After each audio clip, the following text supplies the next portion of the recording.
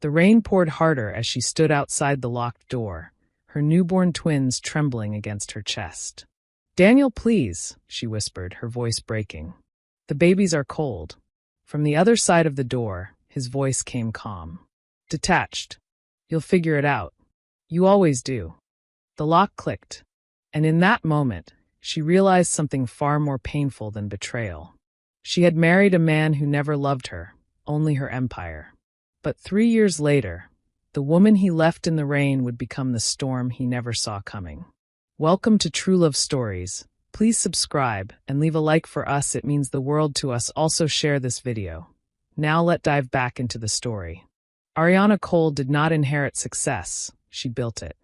At 32, she was the proud founder of a thriving fashion and cosmetics empire that had grown from a single rented studio apartment into a nationally recognized brand. Every contract she signed, every investor she convinced, and every sleepless night she endured had shaped her into a woman both admired and envied. She was disciplined, intelligent, and cautious. Love, however, was the one negotiation she had never mastered. Daniel Reed entered her world like a carefully rehearsed answer to a silent prayer.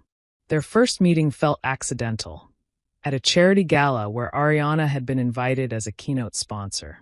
Daniel introduced himself as an aspiring entrepreneur working on a tech startup. He spoke with humility, never once appearing intimidated by her success. Instead, he seemed fascinated by her mind. He asked thoughtful questions about her journey, her struggles, and her vision. Where other men praised her beauty, Daniel praised her resilience. Where others competed with her, Daniel claimed to admire her strength. What Ariana did not know was that Daniel had studied her long before that evening. He knew her company's growth patterns, her market influence, and even small personal details gathered from interviews she had given over the years. He understood that beneath her confident exterior was a woman who longed for partnership. Not someone to control her, but someone to lean on. Their relationship moved swiftly, but not suspiciously. Daniel was patient. He never asked for money. He never hinted at needing help. Instead, he played the role of protector and supporter so convincingly that Ariana began depending on him emotionally. He sent flowers to her office after stressful meetings, cooked dinner when she worked late, and gently suggested that she deserved to rest more. "You don't have to carry the world alone," he would say, his voice soft with concern. When he proposed, it felt natural, inevitable even. Ariana believed she had found a man secure enough to love a powerful woman. Their wedding was elegant yet intimate, attended by business elites who whispered approvingly about the perfect match. Daniel smiled for every camera, holding her hand like a trophy he had earned. Marriage marked the beginning of subtle changes. Daniel began suggesting ways to streamline her operations. He convinced her that as a married couple, it would look stronger to investors if he officially held an executive position in her company. "It shows unity," he explained. Ariana agreed. Soon, she was signing documents he presented after long days, trusting his reassurances that everything was for expansion and tax efficiency. When she hesitated, he would gently remind her that marriage meant sharing everything. Gradually, authority shifted. Bank accounts were merged. Properties were restructured.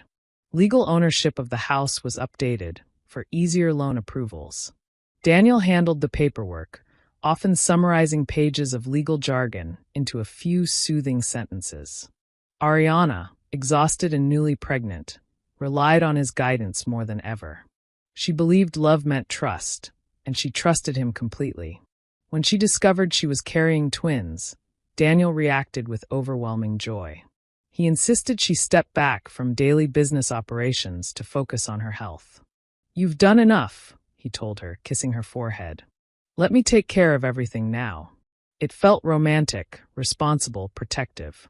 But behind closed doors, Daniel was not simplifying her empire. He was absorbing it. Quietly, methodically, he ensured every major asset bore his name alone. Lawyers were paid generously to expedite processes. Financial transfers were executed strategically to avoid suspicion. He kept meticulous records, not of partnership, but of control. Ariana never noticed the shift. She was busy decorating a nursery in soft shades of blue and cream, dreaming of bedtime stories and first steps. She imagined building a legacy with her husband, raising children in a home filled with love and security. Daniel, meanwhile, stood at the nursery doorway one evening, watching her arrange tiny clothes into drawers. He smiled, but not with affection. It was the smile of a man whose plan was almost complete. Motherhood changed Ariana in ways success never had. The birth of her twin boys, Noah and Nathan, softened the sharp edges the business world had carved into her. For the first time in years, contracts and board meetings felt distant. Her world narrowed beautifully into midnight feedings, tiny fingers curling around hers, and the quiet rhythm of lullabies. Daniel appeared attentive during those early weeks, bringing her meals, answering calls on her behalf, and insisting she focus solely on recovery. She mistook his increased control for devotion. Physically exhausted and emotionally vulnerable, Ariana did not question why she no longer received direct financial alerts or why staff members now reported solely to Daniel. When she casually mentioned logging into a company account one afternoon, Daniel gently reminded her that he had changed the passwords for security reasons. He kissed her temple and told her not to stress. She let it go. 2 weeks after giving birth, Ariana insisted on taking the twins to their pediatric appointment herself. Daniel offered to come, but she encouraged him to stay and handle work matters. The appointment ran longer than expected, and rain began to pour heavily by the time she returned home. Balancing the diaper bag and carefully lifting the twins from the car, she felt grateful for the warmth awaiting her inside. But the warmth was gone. Her key would not turn. Confused, she tried again. The lock had been changed. At first, she thought it was a mistake, perhaps a repair she had forgotten about. Then she noticed the suitcases. Her suitcases. Clothes, shoes, framed photos, and baby blankets were piled carelessly on the wet driveway. Rain soaked into delicate fabrics she had chosen for her sons. Her heart began to pound. The front door opened slowly. Daniel stepped out, calm, composed, dressed as if expecting company.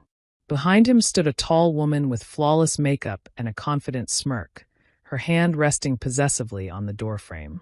For a moment, Ariana couldn't process what she was seeing. "Daniel, what is this?" Her voice trembled, not from anger yet, but from confusion. He didn't answer immediately. Instead, he glanced at the twins in her arms, then back at her. His expression was cold, detached, like a landlord addressing a tenant behind on rent. "You can't come in," he said flatly. Ariana blinked. "What do you mean I can't come in? This is my home." Daniel exhaled impatiently, as though explaining something obvious. "Legally, it's not." The words hit harder than the rain. She felt her knees weaken but tightened her hold on the babies. "Stop joking." "I'm not joking." He stepped aside slightly, revealing the woman behind him more clearly. "Everything is in my name. The house, the company, the accounts. You signed the papers yourself." Her mind raced through memories of documents signed during pregnancy, papers she had trusted him to handle. "That was for restructuring, for expansion." "For ownership," he interrupted sharply. "Full ownership." The woman behind him chuckled softly, and the sound snapped something inside Ariana. "Daniel, we just had children," she whispered, her voice breaking. "What are you doing?" "I'm choosing my life," he replied without remorse. "I never loved you, Ariana. I admired your ambition, yes. Your money? Of course. But love?" He shook his head. "That was never part of the arrangement." The rain intensified, soaking her hair, dripping down onto the twins' blankets. One of the babies began to cry, sensing her distress. She tried to shield them, her body curling instinctively around theirs. "You used me," she said, realization spreading like ice through her veins. Daniel's silence was confirmation enough. "I've already finalized the sale of the house," he continued. "We'll be relocating soon." He glanced back at the woman, whose satisfied expression made everything painfully clear. "You should find somewhere else to stay." "Somewhere else?" Ariana repeated faintly. "With newborns?" He shrugged. "You're smart. You'll figure it out." There was no apology, no hesitation, no flicker of guilt. She stepped forward desperately, but he blocked the doorway. "Please," she whispered, pride shattering. "At least let the babies come inside. It's raining." For a split second, something unreadable crossed his face, then vanished. "You should leave before I call security." Security. In the home she had bought with years of sacrifice. The door closed. The click of the lock echoed louder than the thunder above. Ariana stood frozen in the storm, her world collapsing silently around her. Her company gone. Her home gone. Her marriage an illusion. She looked down at her sons, their small faces scrunched in discomfort, completely unaware that their lives had shifted in an instant. A wave of humiliation washed over her. How had she, the brilliant strategist, failed to see the strategy unfolding against her? Love had been the one deal she never audited. Neighbors' curtains shifted subtly. Eyes were watching. Whispers would follow. With shaking hands, she gathered what belongings she could salvage and placed the twins carefully back into the car. She didn't know where she was going. She only knew she couldn't stay there. As she drove aimlessly through the rain-soaked streets, reality settled heavily into her chest. Her bank cards were declining. Her phone notifications confirmed it. Access denied, insufficient authorization, ownership transferred. She had been erased from her own life with legal precision. Night fell quickly. Exhausted and running on instinct, Ariana parked outside a quiet cafe that had long since closed. The streetlights flickered above her as she sat in the driver's seat, staring blankly ahead while her babies slept in the back. For the first time since building her empire, Ariana felt completely powerless. Tears slid silently down her face. Not loud sobs, just quiet surrender. She had trusted the wrong man. She had signed away everything. And now she had two fragile lives depending on her strength when she had none left to give. Her phone rested heavily in her palm. There was only one person she could call. The one person she had promised never to need again. Her finger hovered over his name as thunder rumbled in the distance. Then, swallowing the last piece of her pride, she pressed dial. The phone rang longer than Ariana expected. Each second stretched painfully, her heart pounding in rhythm with the sound. She almost ended the call. Pride had cost her once already. She wasn't sure she could survive it a second time. Then the line clicked. "Ariana?" Marcus Bennett's voice was deeper than she remembered. Calm. Controlled. But underneath it was something else, shock. For a moment, she couldn't speak. The weight of everything, betrayal, exhaustion, humiliation, pressed against her throat. The twins stirred softly in the back seat, their tiny breaths fogging the windows of the car. "Marcus," her voice cracked. "I need help." Silence. Not cold silence, stunned silence. 3 years ago, she had ended their friendship with sharp words and wounded pride. Marcus had been her closest friend since college. The only one who knew the grind behind her success, the lonely nights, the fear of failure. He had invested in her first small production run when no bank would approve her. He had believed in her before the world did. And she had chosen Daniel over him. Not because Marcus wasn't enough, but because Daniel had created doubt where there had never been any. Subtle comments. Half-truths. Suggestions that Marcus resented her success. That he wanted control.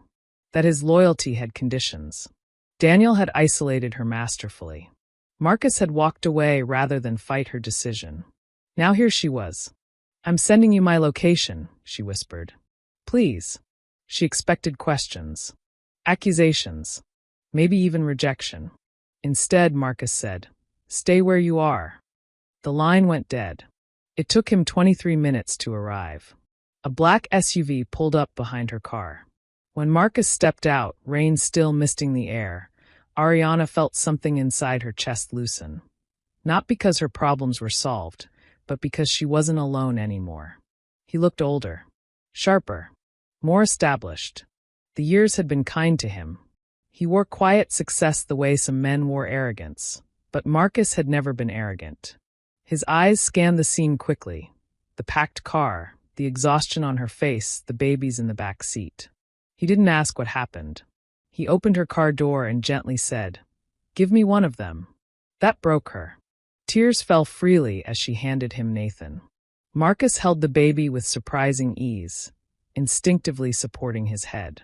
He looked down at the child, then back at Ariana, and whatever anger he may have once carried dissolved in that moment. "Let's get you somewhere warm," he said. Marcus didn't take her to a hotel. He took her to his home. It wasn't flashy, but it was solid, a modern house in a secure neighborhood on the north side of the city. Built, not inherited. Earned, not borrowed. Just like everything Marcus had ever achieved. He settled her into the guest suite without hesitation. Fresh towels. Warm blankets. A crib assembled before sunrise. He moved efficiently, quietly, as if he had been preparing for a storm he always suspected would come. It wasn't until the twins were asleep and Ariana sat wrapped in a borrowed sweatshirt that he finally asked, "What did he do?" And she told him everything. Not all at once. It came in waves, the documents, the passwords, the lock change, the woman in the doorway. The rain. The words. Marcus listened without interrupting. His jaw tightened, but he never raised his voice. When she finished, the room was heavy with truth. "He planned it," she said hollowly. "From the beginning." Marcus leaned back slowly, processing. "I know." She looked up sharply. "You knew." "I didn't know the details," he clarified. "But I knew something was off. The way he moved. The way he positioned himself around your assets. The way he made you question people who had always been solid." Guilt flooded her face. "I should have listened." Marcus shook his head. "You were in love." There was no bitterness in his tone, only fact. After a long pause, he added quietly, "He isolated you. That's what predators do." The words settled heavily between them. Predator. For the first time, Ariana stopped blaming herself completely. The next morning, Marcus was already working. He called in favors discreetly. A forensic accountant, a corporate attorney, a private investigator who specialized in financial fraud. Marcus had expanded his investment firm significantly over the past 3 years. His network was strong, respected, and loyal. Within weeks, the truth began unfolding like an ugly blueprint. Daniel hadn't just transferred assets. He had manipulated timing, pressured signatures during late pregnancy, and exploited emotional dependency. There were irregular tax filings, offshore movements of funds, technical loopholes used aggressively. It wasn't just betrayal. It was calculated financial abuse. When Marcus presented the preliminary findings to Ariana, she didn't cry this time. She listened. Every detail sharpened her expression. The broken woman in the rain slowly gave way to the strategist who had once built an empire from nothing. "What are my options?" she asked calmly. Marcus studied her carefully. "You want revenge?" "No," she corrected. "I want justice." A slight pause. "And maybe," she admitted, "a lesson." For the first time since that night in the storm, Marcus allowed himself a small smile. "Then we do this right," he said. "Not emotional. Not reckless. Strategic." Ariana looked toward the nursery where her sons slept peacefully. Everything she had lost burned inside her. But stronger than that was everything she still had. "They thought I was weak because I trusted," she said quietly. Marcus stood. "They forgot who you are." Outside, the morning sun rose slowly over the city. And inside that house, Ariana Cole began rebuilding, not just her empire, but herself. 3 years changed everything. The broken woman who once sat in a rain-soaked car no longer existed. In her place stood a sharper, wiser, more disciplined Ariana Cole. Motherhood had not weakened her, it had refined her. Every early morning feeding, every late-night strategy session at Marcus's dining table, every legal briefing while her sons napped beside her hardened her focus. She moved differently now. Quieter, smarter, more patient. Marcus did not rebuild her for her, he rebuilt with her. He made that clear from the beginning. She studied corporate law intensely, learning the loopholes Daniel had exploited. She attended investor meetings under a new company name, her presence commanding but controlled. Word spread quietly in elite black business circles. Ariana is back. And she's dangerous. Her new brand, Nubia Luxe, launched without flashy announcements. It entered the market strategically, limited releases, exclusive partnerships, influencer collaborations rooted in authenticity rather than hype. She centered Black women in her campaigns: dark skin, natural hair, power, softness, brilliance. The culture embraced her. Sales exceeded projections within 6 months. By year 2, Nubia Luxe was outperforming Daniel's rebranded company in multiple markets. He didn't know it yet, but she was already standing in his shadow. Daniel's life abroad had started exactly how he imagined it would. Luxury condos, yacht parties, champagne. The woman he claimed to love, Vanessa, parading beside him in designer gowns purchased with Ariana's money. He told people he had outgrown his first marriage. That Ariana had been too controlling, too career-obsessed. He painted himself as the misunderstood husband who escaped a cold empire. Some believed him. But Daniel lacked what Ariana had built naturally: discipline. He invested recklessly, assuming money would regenerate endlessly. He trusted the wrong partners. He flaunted wealth without structure. Vanessa encouraged extravagance. She liked the image of success more than the work behind it. Within 2 years, cracks began to show. Cash flow tightened. Investors asked harder questions. Then came the audit request. It seemed routine at first, an international tax compliance review triggered by irregular overseas transfers. Daniel wasn't worried. His lawyers had assured him everything was technically defensible. But technically defensible is not the same as clean. Back home, Ariana sat in Marcus's office reviewing the report before it was ever made public.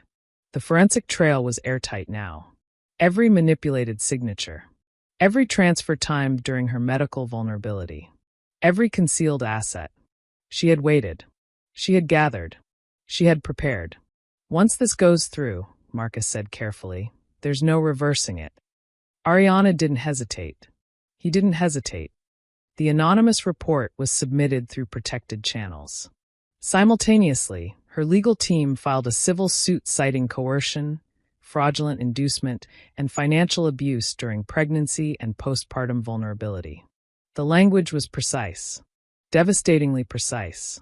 The first time Daniel sensed real danger was when 3 of his major accounts were frozen simultaneously. He was at breakfast when his phone began vibrating nonstop.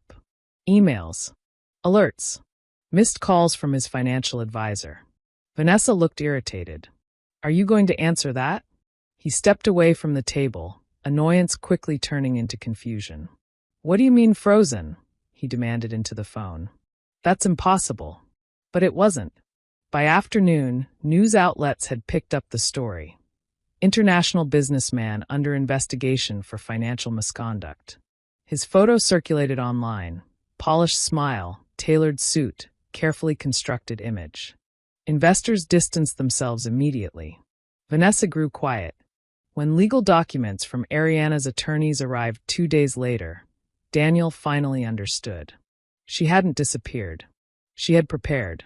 Back in the city he once ruled, Ariana walked into a boardroom filled with investors who had once doubted her silence.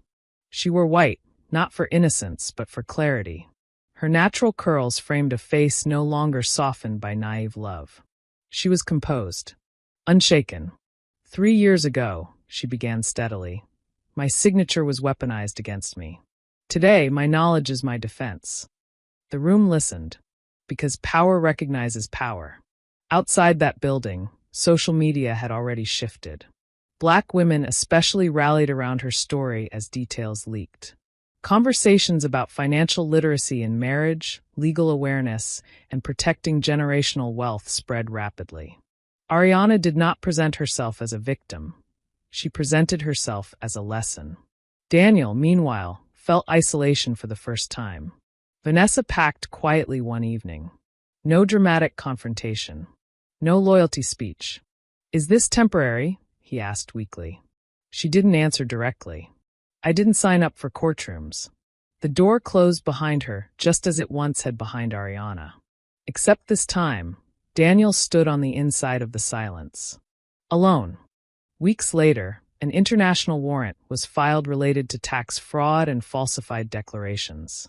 Civil proceedings advanced quickly due to documented evidence of emotional and financial coercion. Daniel's legal team advised settlement. But Ariana wasn't negotiating for money alone.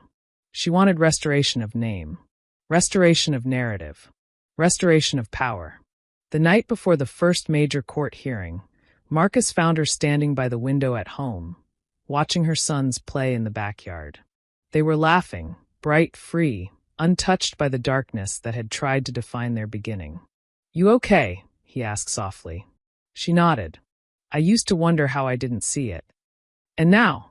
She turned toward him, calm and resolute. "Now I understand. He mistook my love for weakness." A slow breath left her chest. "He should have feared my patience instead." Marcus didn't respond. He didn't need to. Because the next morning, Daniel Reed would walk into a courtroom thinking he was fighting for survival, not realizing he was walking into a lesson 3 years in the making. The courthouse steps were crowded before sunrise. Reporters lined the entrance. Cameras flashed. Bloggers whispered updates into their phones. What began as a quiet financial investigation had evolved into something much larger. A national conversation about financial abuse, marriage manipulation, and the vulnerability of successful women who trust the wrong partners. When Ariana stepped out of the black SUV beside Marcus, the noise intensified. But she did not flinch.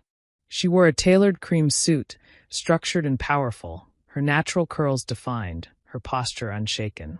She was not dressed for revenge. She was dressed for victory. Daniel arrived minutes later through a separate entrance, but not quietly enough to escape attention. Gone were the confident smiles and designer arrogance. His suit looked expensive, but it no longer fit the man inside it. Stress had carved into his face. The illusion of control had dissolved. Inside the courtroom, the air was heavy with anticipation.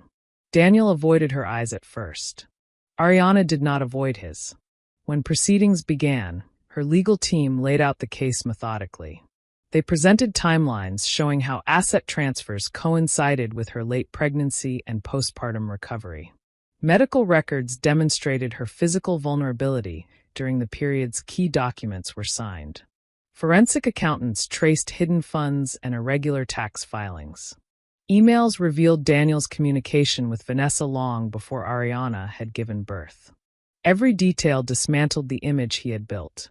Daniel's attorney attempted to argue mutual consent, that Ariana was a sophisticated businesswoman who understood contracts. But sophistication does not cancel manipulation. Intelligence does not prevent emotional exploitation. Then Ariana was called to testify. The courtroom fell silent as she took the stand. She did not cry. She did not dramatize. She spoke clearly.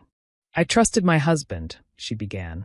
"Not because I was incapable of reading documents, but because marriage requires trust. I signed papers presented to me during medical recovery, under reassurance that they protected our family. I did not sign away my life knowingly. I was deceived." Her voice never shook. She described returning home in the rain with newborn twins. The changed locks. The woman in the doorway. The words, "You'll figure it out." A quiet murmur moved through the courtroom. Daniel stared at the table. When the prosecution presented evidence of offshore transfers and tax evasion, the mood shifted from sympathy to condemnation. This was no messy divorce. It was calculated exploitation layered with criminal misconduct. By the third day of hearings, Daniel's defense began negotiating. But Ariana had not endured 3 years of rebuilding for a quiet settlement buried in paperwork. She wanted the truth on record. The final ruling came swiftly. The court found substantial evidence of fraudulent inducement, coercion, and financial misconduct. Civil restitution was ordered. Significant assets were reclaimed. Criminal investigations into tax violations moved forward separately. Daniel's business licenses were suspended pending further review. But the most devastating blow was not financial. It was reputational. Within hours, headlines changed tone. Business mogul exposed in marital asset scheme. Entrepreneur wins landmark financial abuse case. Public sympathy rested firmly with Ariana. Daniel attempted to approach her outside the courthouse once the verdict was read. Cameras captured the moment. "Ariana, please," he began, voice low, desperate. "We can settle this privately." "The boys." She stopped walking. For the first time, he stood before her without power, without leverage, without control. "You didn't think about the boys when you locked them in the rain," she said calmly. He swallowed hard. "I made mistakes." She studied him, not with hatred, but with clarity. "You didn't make mistakes," she replied. "You made choices." There was nothing left for him to take from her. She turned and walked down the courthouse steps where Marcus stood waiting. He didn't touch her immediately. He simply walked beside her, equal pace, equal presence. The crowd erupted in questions, but Ariana paused briefly at the microphones. "This isn't just about me," she said. "It's about education. Protect your assets. Understand your documents. And never confuse love with surrender. No anger. Just authority." Months later, Daniel's empire was gone. Vanessa had long since disappeared from public view. Investors severed ties. Court proceedings continued overseas. The lifestyle he once flaunted had evaporated. Meanwhile, Ariana's company flourished beyond expectation. She launched a foundation dedicated to educating women, especially Black women, about financial literacy, prenuptial protections, and corporate ownership. She spoke at conferences. She funded scholarships. She transformed her pain into policy. One evening, 3 years and several lifetimes after that night in the rain, Ariana sat on the back patio of her home watching Noah and Nathan race across the grass. Their laughter filled the air, bright, innocent, free. Marcus joined her, handing her a glass of sparkling water. "You did it," he said quietly. She shook her head gently. "No, I survived it." There was a difference. She looked at him, really looked at him, at the man who had shown up without conditions, without ego, without hesitation. "I shouldn't have pushed you away," she said softly. Marcus smiled faintly. "You had to learn who deserved access." A comfortable silence settled between them. Not rushed, not forced, earned. Across the yard, the twins called out, "Mommy." Ariana stood, strength in every movement. The greatest lesson she taught Daniel was not in court. It was in her refusal to break. He had tried to reduce her to nothing. Instead, he revealed who she truly was. And this time, she would never sign away her power again. Finally, we have come to the end of the story. I hope you enjoyed it. Please leave a like and subscribe to my YouTube channel for more intriguing stories.